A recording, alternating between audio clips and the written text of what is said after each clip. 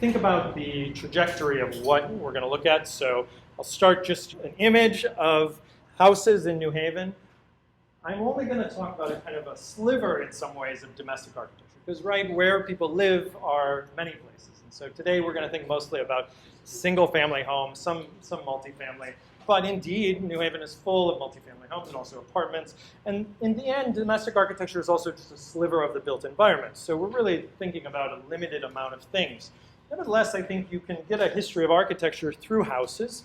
And it's a history of architecture perhaps is most familiar to us because indeed, architecture is everywhere. We all live in architecture, but in some ways we are most closely attached to our house and what our house looks like. And our house often says something about us. And when it was built, no doubt, oftentimes said something about the people who choose to build these houses. And so that said, what I wanted to start with was just a kind of open-ended, which was when you think of style or hear the word style, what do you think of? Feel free to raise your hand or just talk. Design. Design. Colors. Colors, okay. So an element of a specific style, colors could apply to everything. Design, is design something that applies to everything too, or would we think that design is a kind of specific kind of path of style? Shapes, so the form in some sort of way. Decoration. Decoration defines a style in some sort of way. Personality. Yeah, right? So if you thought about your clothing style, it says something about your personality perhaps, but it also, we might think that different styles speak to different ways of thinking about personality. What else? Materials. Yes, right? Materials absolutely affect style. What else? Texture. It's a mode. Yes. It's a way. It's a way, indeed. We could think of it in broad terms, right? So we could think of the individual component parts of what define a style, perhaps. These things that, if we take as a whole, we could kind of start to come to say that some things are alike and some things are different. And we could think on a high level to say, okay, well, this is a kind of a mode or a category or something like this. We could also think style is a choice, right, in some ways. But you could say that some people might think of style as something which is also unconscious. Now, I'm not going to get into all that, but I thought we might start with something that I would do with my undergrads, which would be just to compare two buildings, to think about style. If we were to compare these two buildings, what would we say? How are these buildings defined? Say it a little louder. Detail. What is different about their details? Yeah, right. It's like really saturated with detail, ornament and figures and all of these types of things. Whereas this building, right, maybe a little bit here and things, but much less. Good. So we could think that is maybe an aspect of style, right? Ornament, detail, things of this sort. What else? Geometry. Yeah, and so in terms of geometry, what would you say the differences are? Well, the Parthenon is a basic rectangle, whereas Notre Dame is a lot of geography all together. Absolutely. I mean, even if we have maybe simple shapes of rectangles inset into, we have these arches, right? We have circles in terms of the rose window, right? A much, much more complex use of kind of geometry. They both depend on vertical. With what? Brilliant minds. Vertical. Vertical lines. Vertical. Good.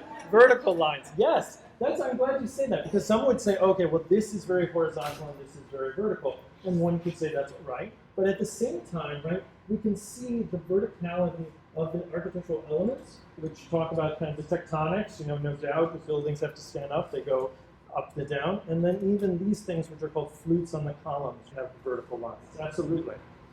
Materials, they're both stone. Good. So we could think that, style can be determined by materials or has something to do with it, but materials are not necessarily, right? They're can be many styles, right? So we'll see this too. We'll say, even in the very beginning, you say, what does a Georgian house look like? Well, there's many types of Georgian houses. Many of them are built of wood, but there are also stone ones. There are also brick ones, absolutely. Others? Color. So in this case, right, the stone gives it a somewhat similar color, absolutely. So we could think of this. Anything else? What is the cathedrals reaching up towards God, towards something ethereal? the Parthenon is grounded in classical logic and rationality. Good. Now, are you reading into this perhaps based on your knowledge of the function, the time period, and things like that? And that's the one thing we have to think about too, is that styles exist in time, right? And we're going to be looking a lot at revivalist styles. So we might think that indeed the Greeks had a choice when they built the Parthenon of what the building looked like. It's in what at the time would be known as the Doric style, but on the inside it has elements of the Ionic style. And so in this case, they have kind of combined things. It looks like other buildings, but not. In the case of the French Gothic Cathedral in Amiens, we can say, okay, well, they had many types of buildings to choose from, but it also looks similar to other things at the time. So indeed, right, what should a cathedral look like? Well, at a certain point in time, it should be tall, it should be elevating and things like this. What should a temple look like? Well, in this case, it is something that is meant to be seen from the outside, it's almost exclusively for most, and it is supposed to be very sturdy, right? I'm not going to get into this too deeply because we're here to talk about houses in New Haven. But what I want to start here is to think that, okay, all buildings in some ways have style, but that when we think about the forms that are part of a style, we should think of that, we're talking about generalities. When we say this is classical and this is Gothic, what does that mean? Well, first of all, these are later terms. Gothic, in this case, was what we use today in English. It's a kind of pejorative word, actually. It was negative in that people saw it at a certain point in time as a bad architecture made by the Goths, these kind of uncultured people. But in the time that it was built, it was known as things like opus modernum, opus novum, opus Francigium. So that means modern work, new work, French work. So it was defined by its newness, right? Only later is it associated kind of with Germanness or something of the sort. So we should realize also some of the terms we're going to use were invented much later after the styles that we're looking at. But also we should think that style in some ways in the period we're going to look at is always a choice. It's always somewhat of a choice, but it's affected by many things, and many things can make up a style. Now, if you were looking at the New York Times recently, you saw a whole article about house style, about the pervasiveness in suburbia of the modern farmhouse, as it's called. And they break it down very nicely. What is it? Well, it's all about returning to a simpler time. This idea of wooden construction with board and batten and shingles, oftentimes these wooden columns, as you can see. And so, when people come by, build a house, they think, well, what does my house look like? And so, as it turns out, a lot of people right now want this Chip and Joanna Gaines house. That said, as we know, there are many types of houses that have come before. And we should think that even when we think of like, oh, well, all these houses kind of look the same, that are built like that, and all these houses kind of look the same. The 50s ranch houses, which certainly there are examples in New Haven, and certainly, absolutely the surrounding area. We should realize that there is absolutely a lot of variety in something that is similar, right? So they are all indeed one-story houses. They tend to have these kind of low-pitched, what's called a gable roof. We'll see these gable roofs on many other houses. Flagstone, these things that maybe define these as a ranch house in terms of their style. But as you can see, there's a lot of differentiation. Differentiation in the designers, but also differentiation perhaps made by the builders and owners. So we should think that there's always variation within style. Back to New Haven.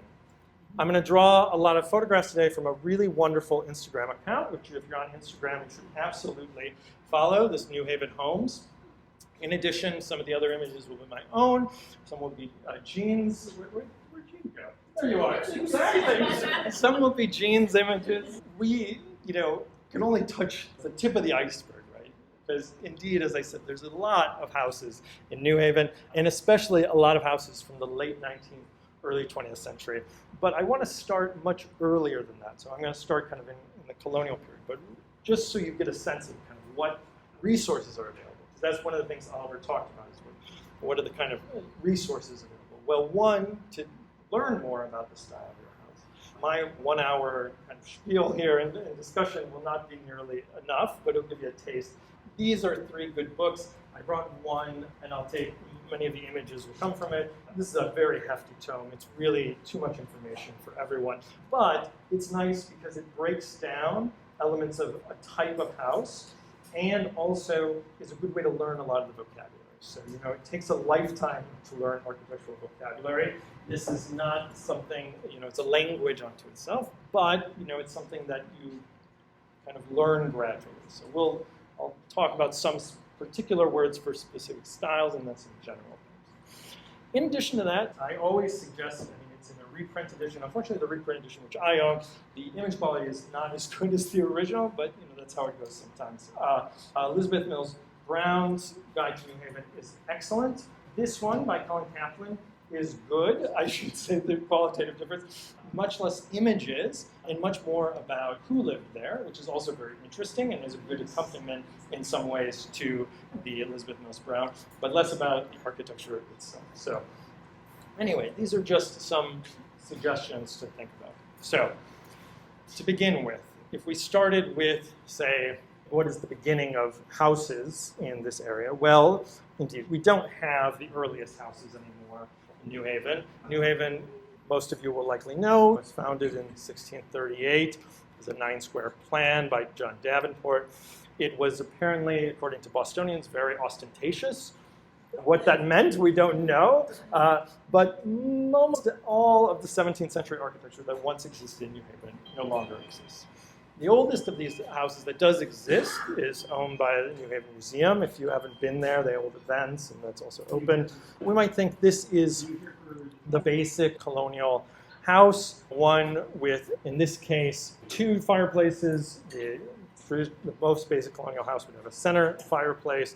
Here we can see a slight, what's called a garrison, where you have an overhang, but a very simple house. This, we might think, when distilled down to what is a colonial, or sometimes it's called Georgian. Colonial, we should think before 1776. Georgian, as a British colony, this is the period of George III, and before George II, George I. So sometimes we use that as the title. After the Revolution, generally things are called federal. As we'll see, in some ways, the houses don't look that different, but in some ways there's change that happens over time. Both of these cases, though, are very indebted, 1, to available materials and expertise of building, but 2, also to British architecture, contemporary British architecture. Now, as I say, there's not a lot of colonial domestic architecture in New Haven, but these are 3 good examples. Here, kind of the prototypical one, 2 more elaborate examples, this one in the post-revolutionary period, this one modified something. But we can see this basic kind of exterior is elaborated with, in this case, a doorway with pilasters and a pediment.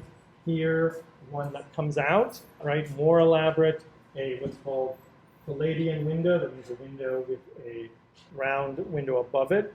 In this case, sometimes they call it a Surlian window if it has 2 side things. As I say, lots of terminology. One doesn't have to memorize all this. But what we should say is think about, okay, well, this is a standard kind of colonial house, and indeed New Haven had many houses like this. These are all examples no longer survive, but did survive into the early 20th century. House of Benedict Arnold and some other notable houses.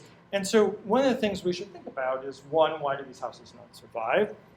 Well, indeed, this is the beginning, really, in the 30s, of something called the preservation movement. New Haven Preservation Trust only comes around later, 1961 exactly. So this period we should think of in New Haven, while there is no doubt interest in colonial architecture, oftentimes by women's groups such as the Daughters of the American Revolution or colonial dames. There were people who were documenting these houses oftentimes. Also, during the Depression, there was a great effort to employ people doing documentation work such as this. So that's why we, in fact, have many of these photos. But we should also think that not all these houses were wood. As I say, we should think that in terms of, a house, a colonial house, these are, or even a federal house, these are examples of where you have actually different materials. So even though most, indeed, are built of wood, fairly humble materials with ornament really concentrated around the doorway, Indeed, there are other examples that are not. And so, this one, which probably many of you have driven by and not even thought of, it's next to that church on Route 1, right under the underpass of the highway, was actually one of the oldest houses in New Haven, and the only one really to survive the British burning of New Haven. But we also have a brick house in this case, or then this one, a more elaborate one, with stone, what's called coining. Now, what we should think of is that none of you own houses like this, so we're not going to focus on this. But the reason I bring this in is just to give you a kind of layout, because what we should remember, and we'll see later, is that colonial houses have a big impact on the development of New Haven architecture, especially in the early 20th century when Colonial Revival becomes such a huge thing. So, what are the critical elements? Oliver said of a thesis statement of a house. Well, oftentimes, as we're going to see, it is the ornament in some ways that defines the style, defines the house, and especially things like windows and doorways. That these elements, in so many cases, are really critical to the way a house speaks to us. Right? Its face. We think of the word facade comes from the idea of face. And so, indeed, there are many different varieties of houses that are built even in this early period here now in the federal period. But we start to see greater elaboration, ones that start to employ in terms of the bishop house architectural orders on a grand scale, large pediments, this triangular part on top, to announce. These are not just utilitarian buildings, but ones that are speaking about wealth. They're speaking about the types of people who live there. This house, does anyone know where this is now? So this is at the Henry Ford Museum, Greenfield Village. So when Yale was building a new college in the early 30s, Henry Ford bought, Noah Webster very famously lived there, so it had a historical connection. He made an open-air architecture museum, which if you ever get a chance to go, just outside of Detroit, is a really amazing kind of collection of American architecture brought from all over the country, and his own kind of museum to himself. So it's like his boyhood home and things like this, Edison's laboratory, things of this. So we're very well preserved in Michigan now, but no longer here in New Haven. But that said, we do have an excellent example right here in New Haven. And one of the things, as I said, that defines this is that this is a much more elaborate house than anything that we've seen so far, right? It speaks to the increasing importance of New Haven, the wealth of New Haven, but also, as we'll see, the ways in which architecture also conveys kind of ideas of classical belief. And so in this case, this uses what's called ionic columns. These are the 5 orders of architecture. This is a system which was often said it goes back to antiquity, and in some ways it does, but it's codified in the Renaissance, in the 16th century. And it's codified through things such as treatises, prints, and treatises such as Palladio's treatise, which is probably, if people know Renaissance architecture, they tend to know the work of Palladio because he was very influential in Britain and also America, Thomas Jefferson and others. But that these books are in some ways how-to manuals to how to design buildings in a classical style. And they break down the parts of the architectural orders into individual component elements. And those can be used not just by architects to design buildings, but also builders with little formal architectural training. And that becomes extremely important in America, and no doubt is because formal architectural training only begins at MIT in 1867, and really only is heavily incorporated into the architectural profession by the end of the 19th, beginning of the 20th century. And so one of the things we should think about is the way that books like this served as critical tools for builders. That books are one of the ways that we might think, why our buildings look similar? Well, in fact, many people are using the same books as a starting point, but they're developing it from those books. Now, classical architecture is varied, and there'll be a small quiz at the end, but a friendly quiz, not one that is going to be in any way judged too harshly. But when you start to see buildings such as Gothic Revival buildings, you can say, well, they're also classical. How is it different? How is a building like this different than a building that we'll look at in a moment, such as a building like this? Well, don't they both have columns? Well, this is where we start to realize that their point of reference is different. And point of reference, as Greek Revival would suggest, is Greek architecture. Ancient Greek architecture began to be very closely studied in the late 17th century. It's Frenchmen, Julien David Leroy, and then these two British people, Stuart and Rivette, went to Athens. They documented the monuments, and they published many volumes dedicated to those. And they became very, very popular. But we should realize that it was not just that people were interested in Greek architecture, but that Greek architecture in certain settings had certain meanings. And so in America, as all of you likely know, it became a kind of default kind of architecture for federal buildings at a certain point in time, because it spoke in a kind of early 19th century way to the ideas of democracy and this idea of a Greek ideal. Even if that is somewhat of a fallacy, we should realize that that is what was somewhat aiming. But it was also tied up to politics at the time, not just American politics, but it's the same time in the 1820s that Greece itself is at war with the Ottomans for independence. And so Europeans and also Americans were very engaged in this belief of a kind of independent Greece. So in New Haven, the most basic Greek Revival house looks something like this. So, what are the defining elements you could say of a house like this?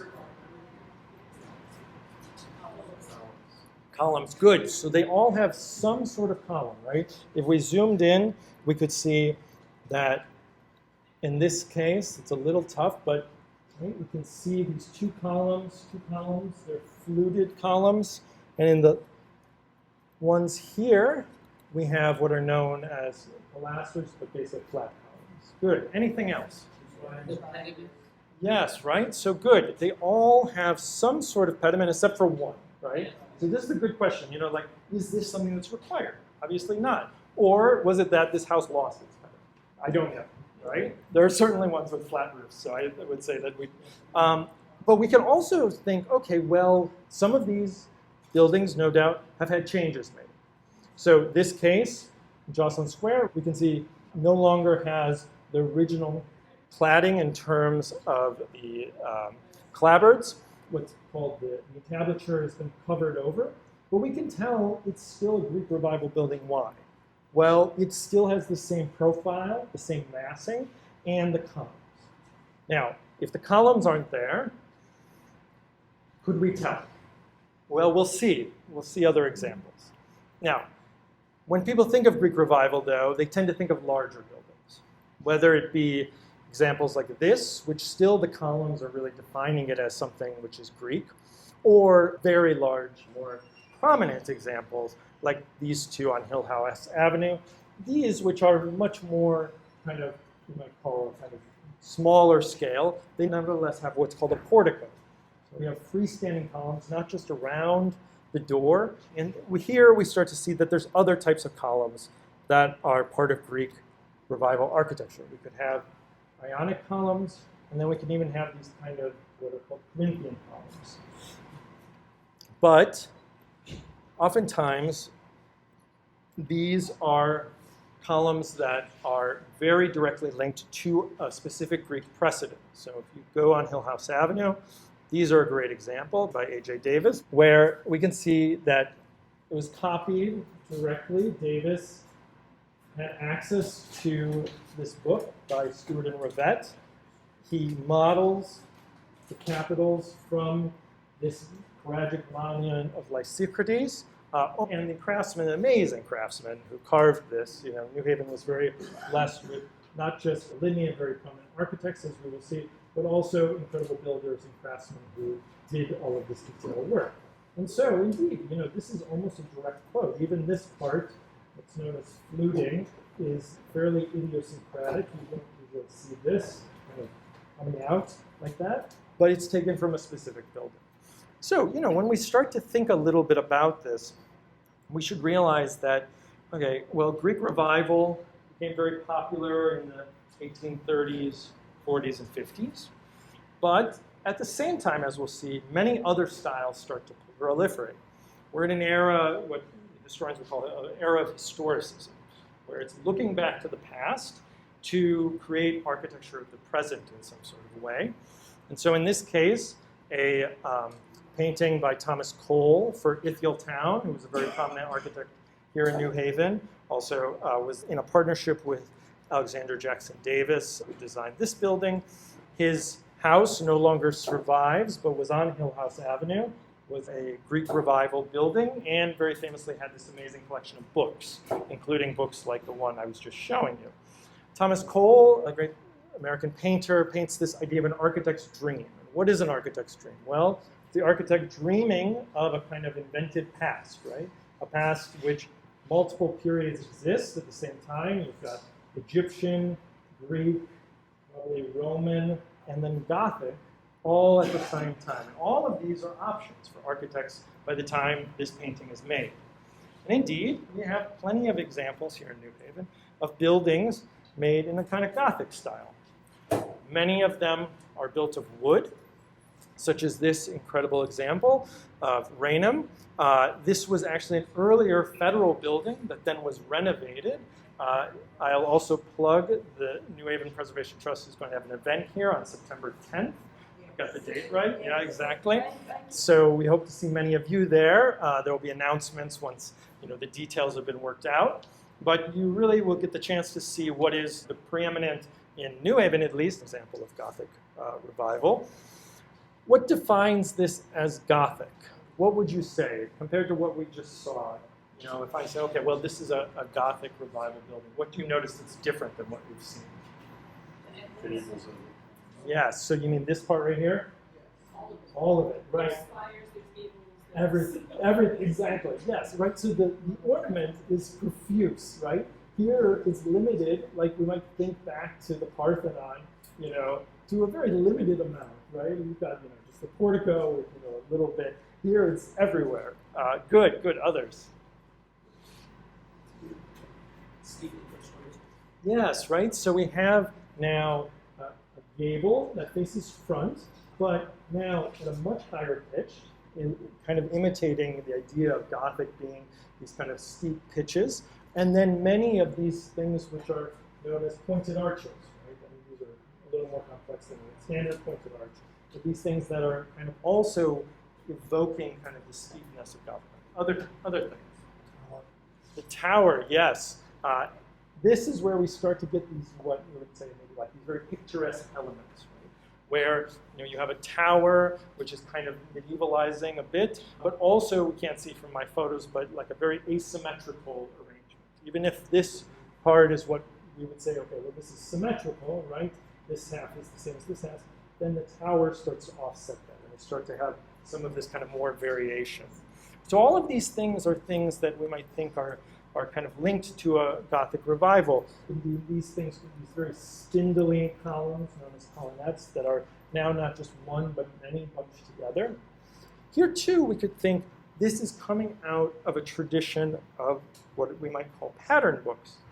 But rather interestingly, the progenitor, in some ways, of this style in America, and really the progenitor of a specific type of Gothic revival related to domestic architecture, this kind of cottagey Gothic, they call it, or carpenter Gothic, was the same architect who designed this building that I showed before, which you would say, oh my gosh, well, how could this architect be then in his publication for rural residences promoting something that looks like this, which looks very similar. Here's the elements. You can see it has that kind of what's called barge board, the finial, things like this. And so we should think that indeed these architects are working in many different styles and promoting them. And along with Alexander Jackson Downing, who was basically a partner with him at a certain point in time, really publicizes this across America. And you find these pop up in wide areas. Now, here in New Haven, it's a fairly limited amount that still survive, but we do have some. And you can see these elements we kind of picked up on are also in these buildings, right? The same kind of portico, the barge board, the steep pitch, the finial on top. I mean, there's variation here, and there's no doubt been some changes, perhaps, that's been made, but we've got to get a sense of this. Now, indeed, Gothic, classical, or Greek, these are just two of many options. And those who are around New Haven will know that we are fortunate to have many very strange and wonderful examples, mostly by this architect, Henry Austin, who trained with Davis in Ithiel Town. Did a lot in this kind of what's sometimes called correct, a Moorish revival, because this really has nothing to do with Moors or medieval Spain, but it's a very Islamicizing. It looks to Mughal architecture of the 17th century in India, but in a kind of fanciful way. And it combines that with things like, you could see these things, which are known as quatrefoils. You saw that on a Gothic Revival building. So Gothic, in this case, was combined sometimes, and then even elements we'll talk about, brackets that are in Italianate houses are found here. Indeed, someone like Austin could sell you both on a Gothic Revival cottage or a kind of Moorish Revival house. Both were options, right? These are drawings at Yale. Same time, you could have a house that evoked ancient Egypt, which is very unusual, but here in New Haven, as probably all of you know, Grove Street Cemetery, one of the great kind of monuments of Egyptian revival. There's also this other building by the same architect, A.J. Davis, with these kind of very Egyptianizing columns. You take those columns away, nothing would be Egyptian. Right? It could be any different style, right? I mean, it could be very classicizing, but that really defines it, right? This element of architecture. Now, if we start to look at other styles, now we're getting into things you're going to find a lot here in New Haven. We could think that some are fairly easily identifiable, I think. You'll start to see these as you walk around. One of them is Italianate. Why it's called Italianate is always a bit of a mystery. It doesn't seem to have much to do with Italy. Nevertheless, it's been called in America Italianate for a long time. What do we see? Well, we have some of those kind of elements we saw even in the Gothic Revival, these kind of asymmetrical massing, towers, things like that.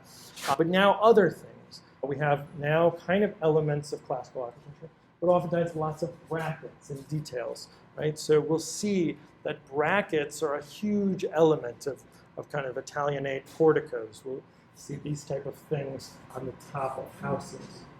But then we also see a lot of things like this, cupolas. So a lot of Italianate houses take this general form.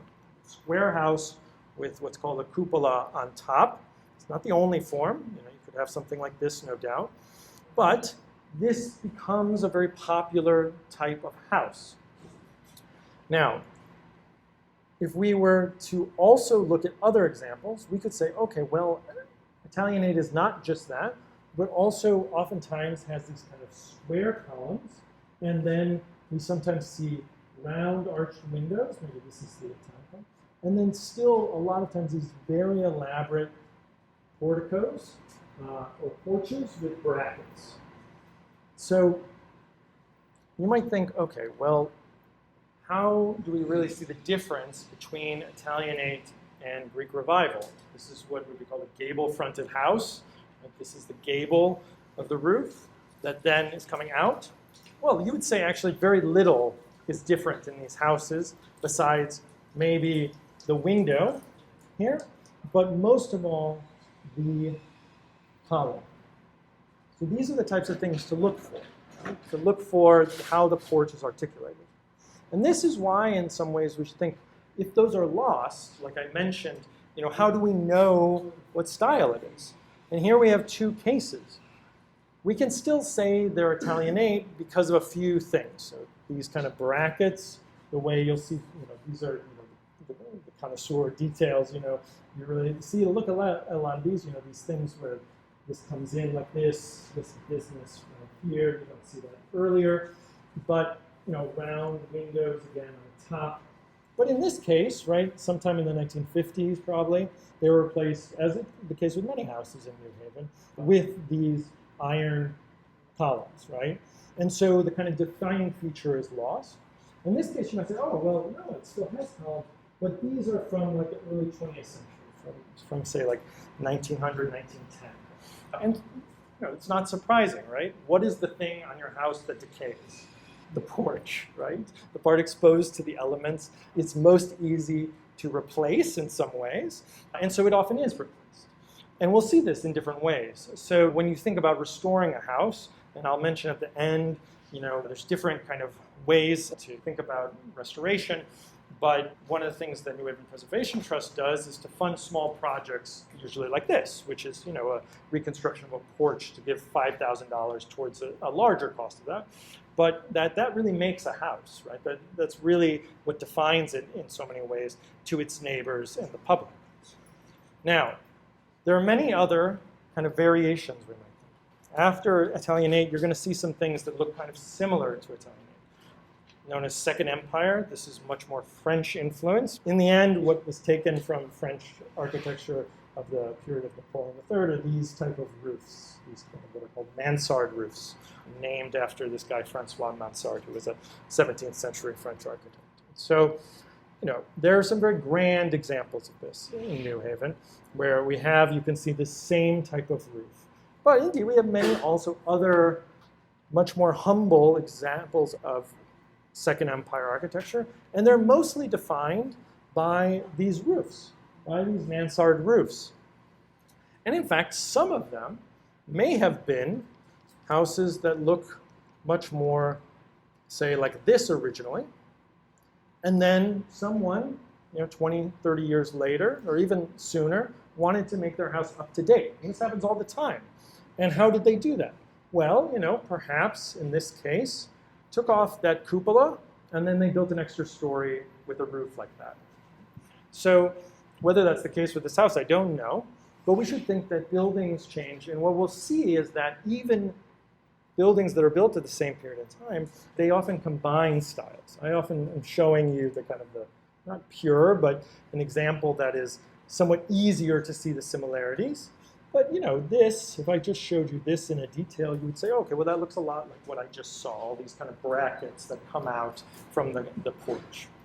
Now, this can be even more complex, something known as stick style, which this is another of these cases of a term that's a much later term. Vincent Scully, a longtime professor at Yale, came up with these two styles, the stick style and the shingle style.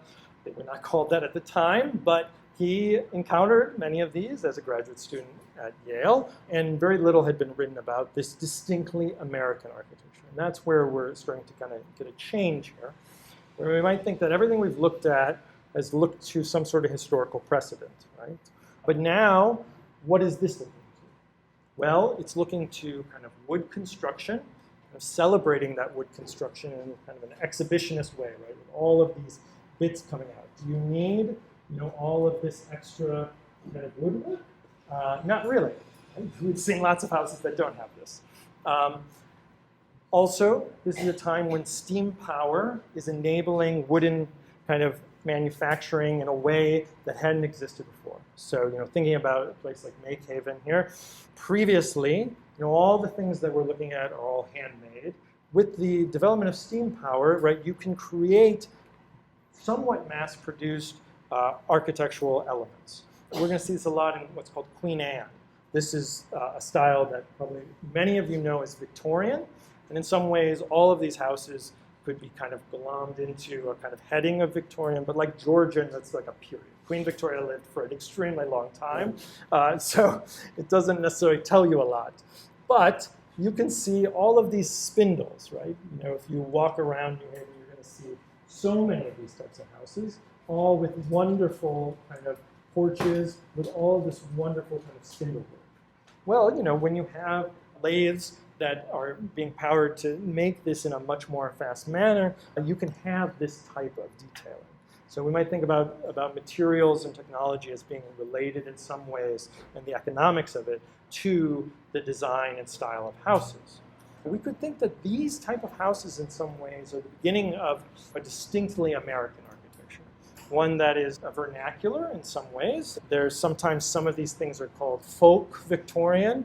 This has also kind of elements of, sometimes they call it Swiss chalet. This is a wonderful house. It was moved actually from Whaley, I don't know, very early in the 19th century, or in the early 20th century. One probably many people haven't seen in New Haven. This one too, which is right next to Chetstone. Another really incredible example of all of this kind of extra woodwork. Now, many of these houses, we should realize, some are certainly built by this point, designed by trained architects. But now we're also entering a period where builders are certainly designing houses much earlier than this, but we should think that you have a whole kind of litany of builders designing houses for clients who do not have an academic architectural training. And people who did have an academic architectural training by the end of the 19th century were not really designing necessarily houses that look like this per se. And so, what defines a Queen Anne? Well, all of these spindles and things, but also we can see again these kind of ideas of massing, right? These wonderful turrets, things like this, asymmetry. You'll know one of these as soon as you see it. You'll see them all over New Haven. And I've chosen examples that cross the city.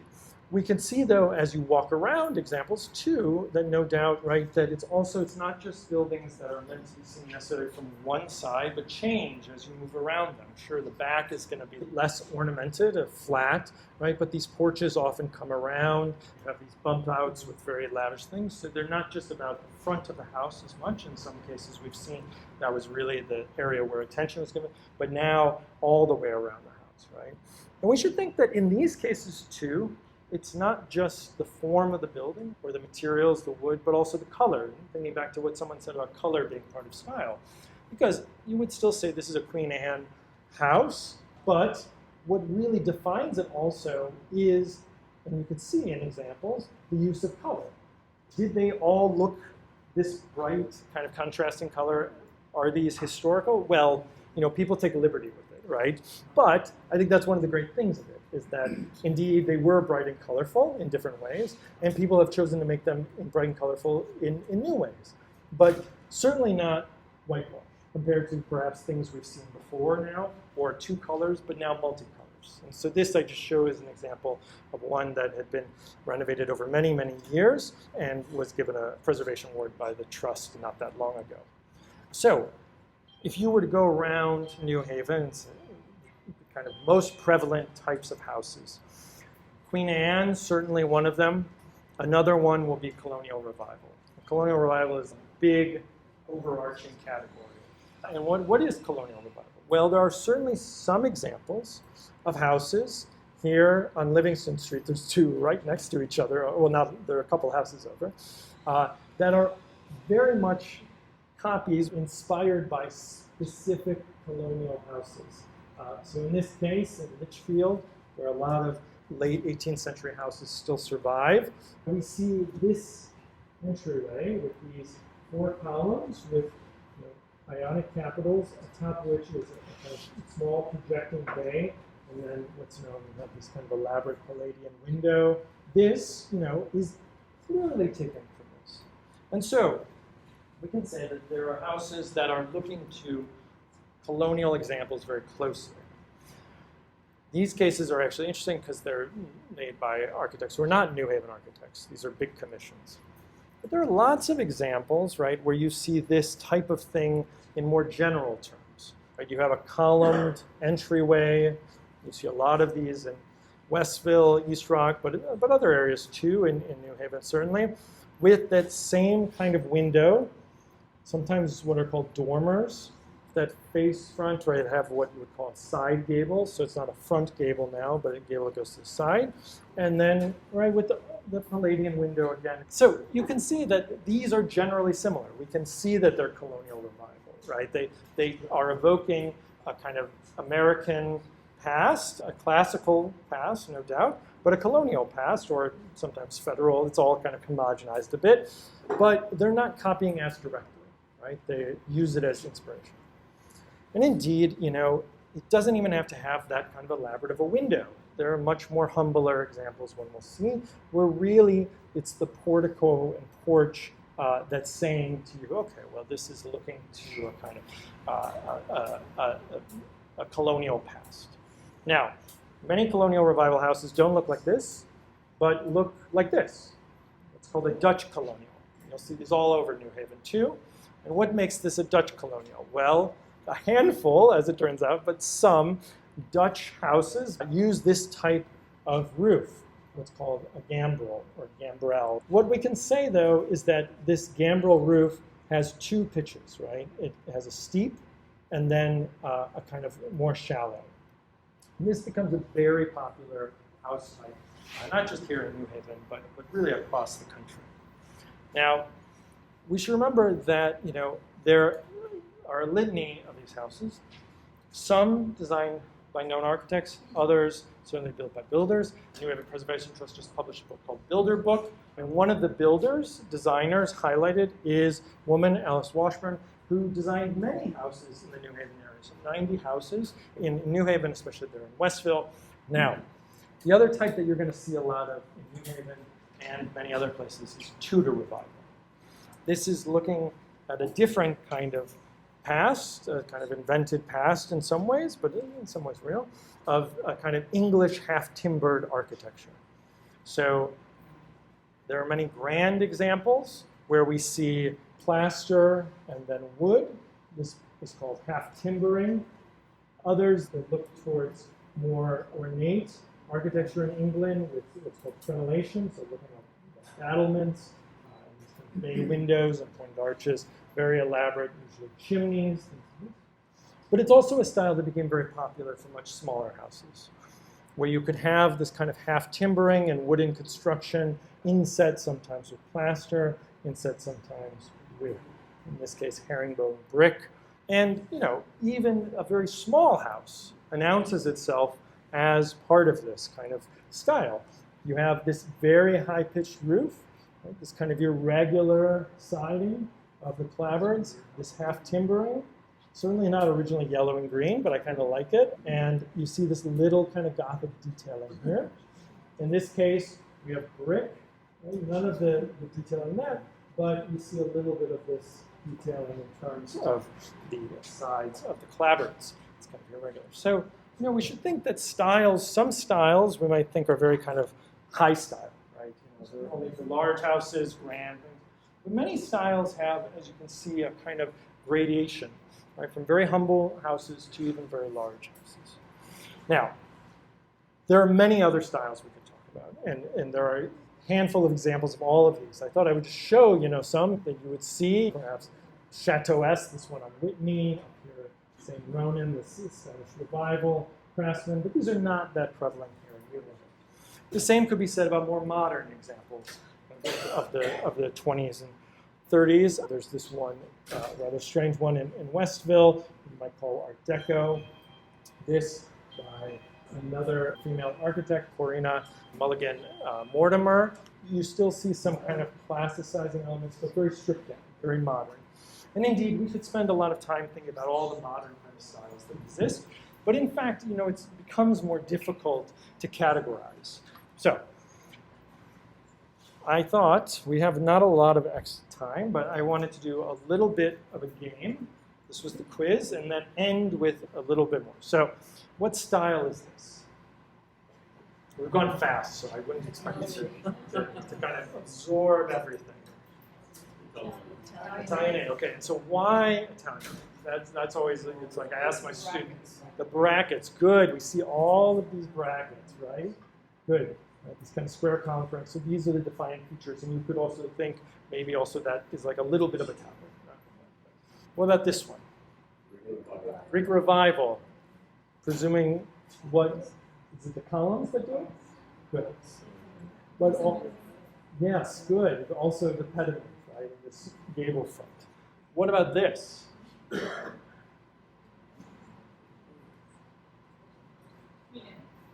Queen Anne, good. And why would you say Queen Anne? The spindle.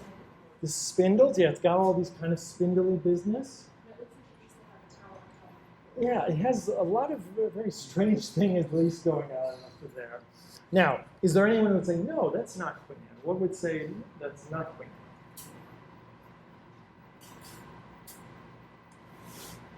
Anne? What did you say? Yeah, I mean, this is very strange with a kind of what's called a keystone, right? What else on the detailing do you see? Asymmetrical. Asymmetrical, which could be Queen Anne for sure. Anyone else?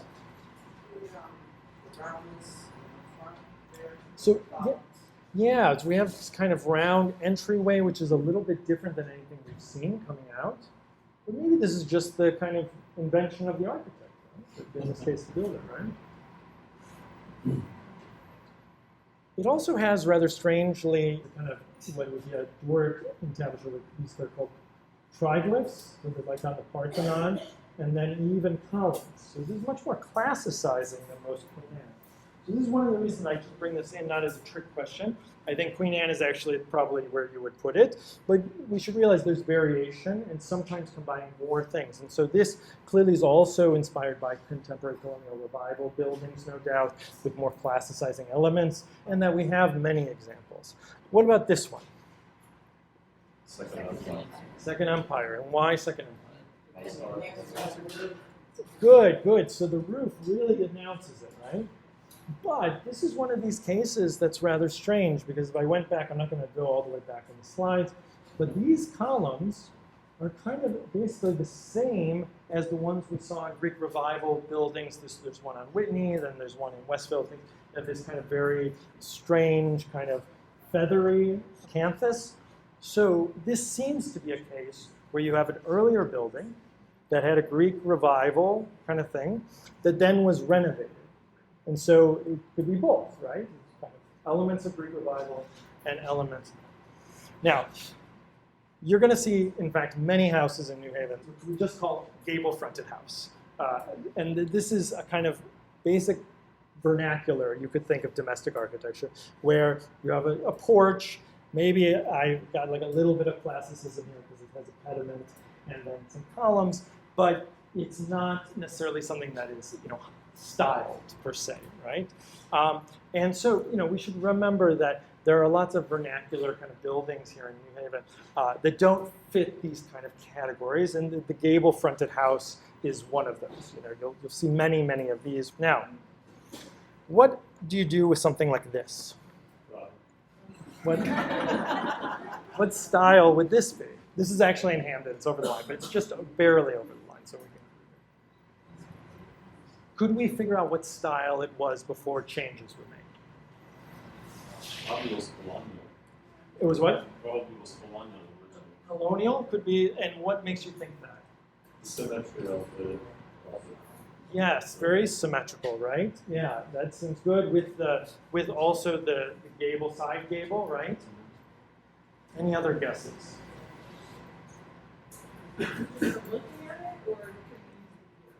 Yes, that's a good question. See, I know I gave little hints here, which is to say that it would be too early to be Colonial Revival, right? So what would your guess be if you think like that year? No. You could use it, though. You could definitely use it. Well, indeed, this is one of these cases where photographic evidence reveals this would be very hard to get, but the house originally looked like this. Now, you say, well, this was a kind of wonderful stick-style house. It's been very transformed. But there were still elements, and probably even underneath this, you can see these doors are still there that we see here. But most everything else is not visible. Now, is it under this siding? Maybe, you don't know. And this is one of the things we should remember, that in fact, sometimes many of these details, especially when things had been sided with vinyl siding, were just kind of covered over, right, to save on maintenance. And people do, you would say, well, could you ever transform this house back into what it was? Well, how much of the original fabric is left? Hard to say. But as some of you may know, especially if you live in Fairhaven Heights, this is a case of a house which really you would say, well, how do you know this is a Greek Revival house? Well, they had documentation and the like. But that Habitat for Humanity transformed it back into basically what it once looked like. And so we should remember that houses are things that need a lot of maintenance on one hand, but are also very flexible and transformable, and to go back to something like this is not impossible. Not that this will happen with this, but certainly this. But there are certainly other cases where we could think that these are another ones that the trust gave preservation awards. Sometimes it's more small things. In this case, right, the siding has been transformed to a more proper side, like clapboards with sides, but that the house is most intact. Here in this case, right, this is a fairly early house, 1828, where the doorway had been moved at some point in time. really transforming the look of the house. But by moving that back into the center, you can now see this as something which is a historic house, very much of its period. Now, everyone has their own ideas of what they want to do with their house, so I'm not the one to tell you, oh, you should always bring it back. But I do think that sometimes one works against a house, right? And this is a recent example up on St. Ronan, where you have a Colonial Revival house, right? Not so different from the ones I showed with that same window. And then what has been done? Well, the windows have been replaced, but the choice was not to replace it with historic kind of sympathetic windows, but totally new, contemporary in style windows, right? Very long on it. But for reasons that defy my knowledge, it was also to rip out here.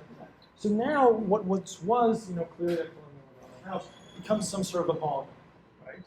This, I think, is in keeping, no doubt, with a transformation of the interior, and so the architects, no doubt, wanted to modernize. So, but sometimes this modernization takes away the elements that define the house as what it is, and makes something, surely, that is new and different, but no longer can we say, okay, well, this is a kind of representative of this style and so on.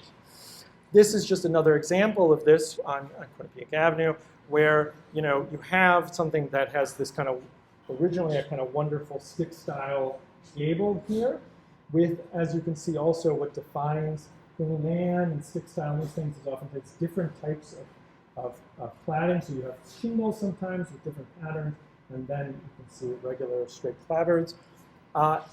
That has all been stripped away, and now looks like a kind of default gable-fronted house. So its defining features have been removed. I wanted to just end by doing a kind of pitch for the Trust website, which is really an incredible resource, but also highlight the fact that one of the things that I think very few people realize is that a huge amount of New Haven's kind of domestic architecture exists in historic districts. That New Haven has a huge number of historic districts, national, state historic districts, as well as 3 local historic districts that overlap. These historic districts are not just to publicize that these are historic areas, but they also have an important thing for homeowners, which is to say that the state gives if you apply for doing rehabilitation work, and rehabilitation work can be painting, it can be a new roof, it can be wood replacement, things like this, you can get a 30% tax credit. And having done this myself, the process is not so onerous. It takes time, but this is one of these ways you should remember that historic preservation is something that can actually be cost saving. I mentioned this is a much more small scale thing, but that the trust itself provides funds for very small projects, up to $5,000, to do small things like what I said, fixing a porch, that really is the defining element of this Italianate house, or say the same thing with this Greek Revival. And as a final thing, the Trust has a lot of wonderful information on it, the website, in terms of preservation guides, some things about maintenance, rehabilitation. I won't go through all this, but also a bit about different types of styles and houses. So a bit of a distillation of some of the things that I talked about. So if you're looking, you don't want to buy this giant tome that I have shown. You think, oh, well, I just want to kind of think a little bit more about this website with these wonderful little snapshot drawings is a good one. And then the final thing is that the Trust also has, thinking about, well, how do I know what my house used to look like? Well, it's oftentimes very difficult, but one thing that definitely one should look into is that the Trust digitized this huge group of photographs that were taken in the early 80s, documenting streets around New Haven. It's not comprehensive, but these photographs, in many cases, also accompany documentation that exists at the Trust office, and so they're accessible through appointment. And if you have a modern house, not every modern house is in this, but some modern houses are certainly more prominent ones in the. And if you're really adventurous, something I've not even done, but something that I hope to do soon, you can go to the New Haven Museum and look at these amazing scrapbooks, these 150 scrapbooks of old and new New Haven, which document each street by street New Haven of the past. One day, they're digitized, but not online. So hopefully one day that will be the case.